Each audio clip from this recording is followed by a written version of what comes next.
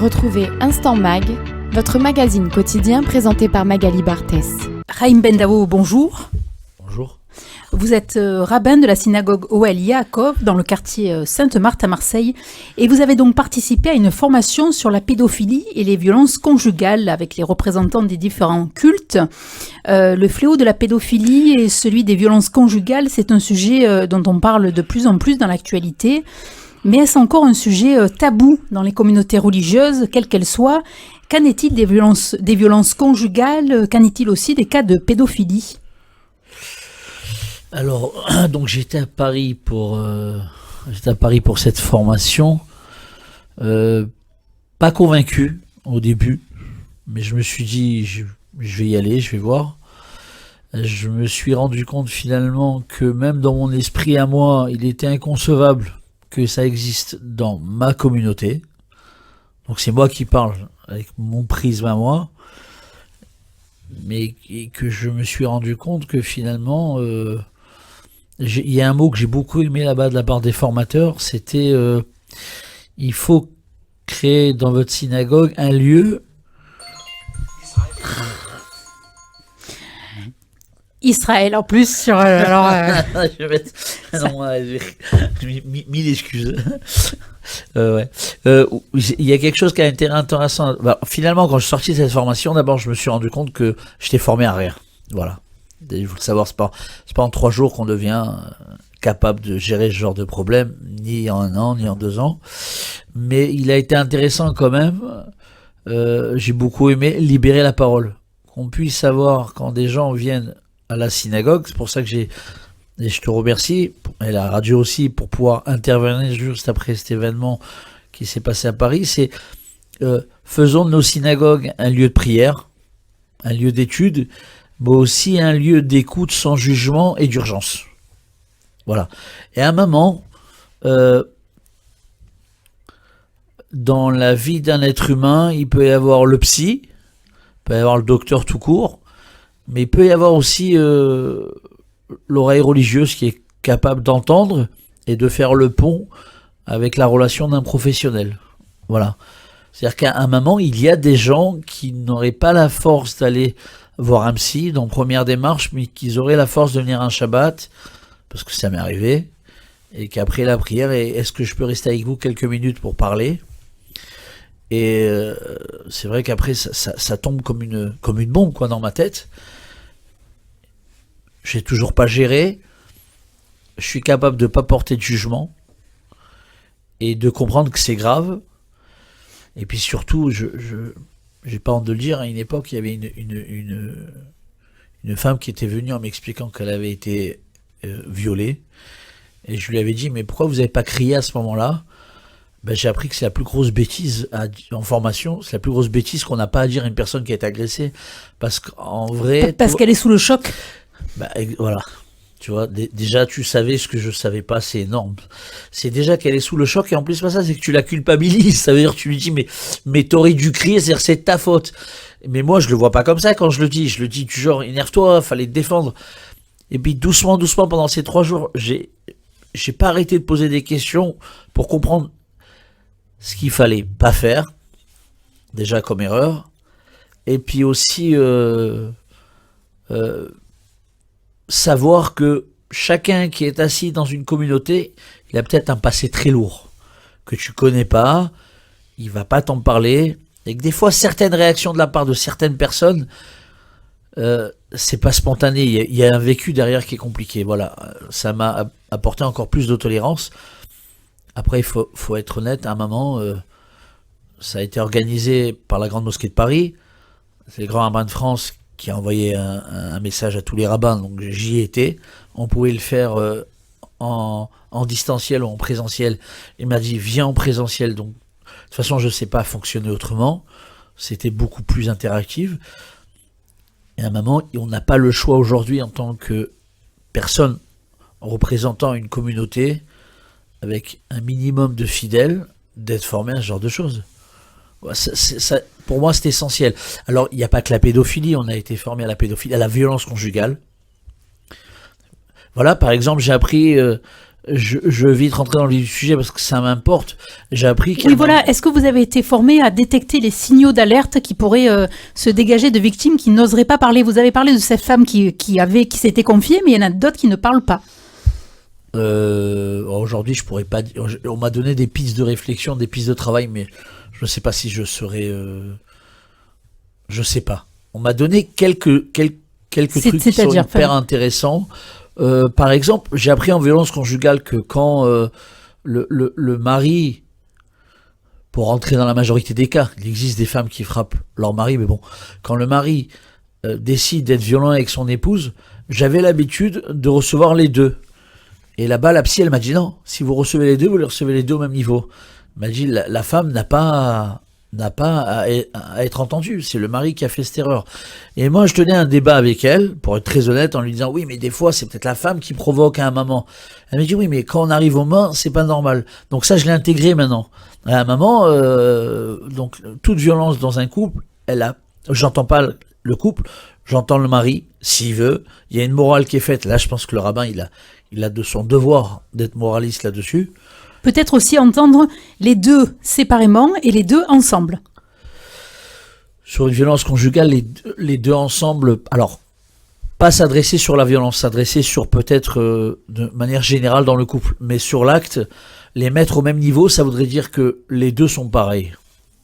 Ça, on m'a dit qu'après j'ai appris aussi autre chose que je savais pas, c'était le secret professionnel. À quel moment je devais tenir le secret et à quel moment c'était non négociable et que je devais en parler. Bon, ça aussi, ça me paraît très très important. Puis après, j'avais une question qui me taraudait depuis pas mal d'années. J'ai demandé, ça vraiment, ça fait des années que ça, parce que j'ai quand même eu des contacts avec ce genre de problème, sans avoir su les gérer. Mais il était sûr d'une chose, c'est que je me sentais plus d'accepter ce genre de gens avec des actes assez lourds au sein de ma communauté. Je parle dans le 14e, je parle de la mienne. Et c'est vrai que ça divise les gens. Les gens m'ont dit, bah ça, il a payé sa peine. Ça, il a payé sa dette à la société, etc. Je disais non. Et à un moment, là-bas, j'ai demandé, j'ai dit, écoutez, vous me répondez honnêtement, si j'ai tort, j'ai tort. Donc on est aussi dans la notion du pardon. Et la psy, elle m'a dit, monsieur, elle m'a dit, non, c'est pas comme ça que ça marche. Elle m'a dit, faut l'expliquer que avoir contact avec des enfants, même beaucoup plus tard, on a eu un passé compliqué, je vous conseille pas d'accepter cette personne-là au sein de la communauté. Ça m'a paru important de l'entendre. Voilà. Et je le dis à la radio exprès, hein. Oui, c'était essentiel. Et au cours, en fait, de cette formation, il a été aussi abordé les aspects juridiques dont peuvent disposer les victimes. Il y a aussi, j'imagine, tout un volet médical avec des thérapies à suivre. Oui, ça on en a parlé, elle en a donné pas mal, que je pourrais vous les répéter, mais bon, je vais pas aller plus loin. Et comment dire, l'essentiel au niveau juridique et au niveau médical? Au niveau juridique, on m'a expliqué les démarches qu'il y avait à faire pour que enfin voilà, l'idée c'est que le rabbin, si on vient lui en parler, qu'il soit la passerelle qui va lui permettre d'accompagner la personne avec sa volonté, pas si elle est mineure, je pense si elle est majeure. Si elle est mineure, à un moment, c'est toute une autre démarche. C'est ce que j'ai appris là-bas, où à un moment, on fait ce qu'il faut faire, parce que le mineur, il saura pas le faire lui-même.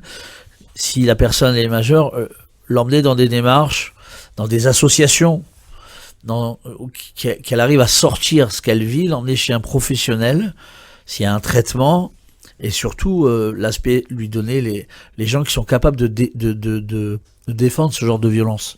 Voilà. Oui, et vous avez aussi abordé en fait les fausses croyances, puisque ce colloque a permis aussi d'en savoir plus sur le profil des personnes auteurs de violences qui sont aussi victimes, qui ont été victimes dans leur enfance de violences également. Bah ça déjà c'est une fausse croyance. Voilà, ça déjà par exemple, c'est une fausse croyance. Et puis je suis très honnête, on imagine le profil d'un pédophile ou d'un type violent dans le couple, ça doit être telle et telle caricature. Finalement, non, ça peut être n'importe qui. Ça peut être celui sur qui on aurait parié. D'ailleurs, on l'entend souvent là. Ah non, pas lui. Bah oui. Donc à un moment, il y a autre chose aussi. Elle avait raison, la psy là-bas, elle nous expliquait qu'à un moment, on a un grand problème. C'est qu'on passe beaucoup de temps à comprendre l'agresseur, mais pas l'agressé. C'est vrai. C'est un défaut que j'avais. j'en voulais beaucoup à l'agresseur. Et la psy, elle m'a dit, mais occupez-vous de celui qui a été agressé. C'est pas à vous à faire une justice. Accompagner dans la démarche pour résoudre essayer de résoudre son problème. L'agresseur, c'est autre chose. C'est vrai que la société actuellement s'occupe beaucoup plus de l'agresseur et pas de l'agressé. Oui. Bien sûr, bien sûr. Bon, c'est intéressant, encore une fois, de savoir qu'il n'y a pas de profil spécifique dans la pédophilie et d'être honnête en disant ça peut être n'importe qui et il n'y a pas un visage spécifique à chaque chose. On n'est pas dans un Walt Disney où le méchant il est mal habillé et le gentil est bien habillé. C'est pas comme ça que ça marche dans la vie. Voilà, après, quoi vous dire, le poids de l'institution, ça aussi je l'ai appris, le poids de l'institution, le poids de si je le dis, la famille elle va exploser en 1000 morceaux, qu'est-ce que je fais? Voilà, tout ça, ça se travaille. Moi, c'est comme tout le monde, comme tout rabbin, c'est des problèmes que j'ai eu. À un moment, moi-même, j'ai eu la réaction de dire, attends, mais si on rentre dedans, dans cet engrenage, donc tel monsieur va aller en prison, tes parents vont peut-être, ta mère va peut-être t'en vouloir, les frères et sœurs, mais à un moment, c'est pas une manière de réagir. Oui. Voilà, il y a une justice, on n'étouffe pas les affaires. Voilà. Et je voudrais aussi évoquer... Il y a aussi autre chose qui est très important que je tiens à dire. Très très important. S'il n'y a pas de professionnels chez nous, on va en prendre ailleurs. À un moment, oui, étouffer les systèmes dans un système communautaire, ouais. Voilà, c'est un moment s'il faut que la justice de notre pays, elle doit faire ce qu'il faut pour régler ce genre de problème. Voilà, il ne faut pas étouffer ce genre de soucis. Bien sûr. Et alors en juillet 2022, une lettre ouverte contre les rabbins prédateurs sexuels avait été publiée par le groupe Nous pour elles. Le texte visait ainsi à interroger sur les réelles dimensions de l'abus au sein des institutions juives françaises, consistoriales et non consistoriales, et appelait à la création d'une instance française spécialement habilitée à s'occuper de ces graves problèmes. Le sujet a-t-il été évoqué au consistoire de Marseille ? Je sais pas. Là, c'est des questions pièges, ça, c'est pas... Non, je sais pas. Je sais, encore une fois, que j'ai reçu un... Il n'y a pas de question piège. C'est que voilà, moi, ce que je peux dire, c'est... Je pense que ça a dû être parlé, je sais pas en vrai. Ce que je sais, c'est que on m'a dit, écoutez, il y a une formation, vous voulez y aller. Puis après, j'ai eu le rabbin de France, encore une fois, par texto, qui m'a dit merci d'être venu, c'était bien. Je l'ai appelé d'ailleurs juste avant l'émission radio, 2 jours avant. Je lui ai dit, écoute, je vais passer à l'émission, est-ce que je peux parler? Il m'a dit, parle de ce que tu veux, comme tu veux, prends pas de filtre.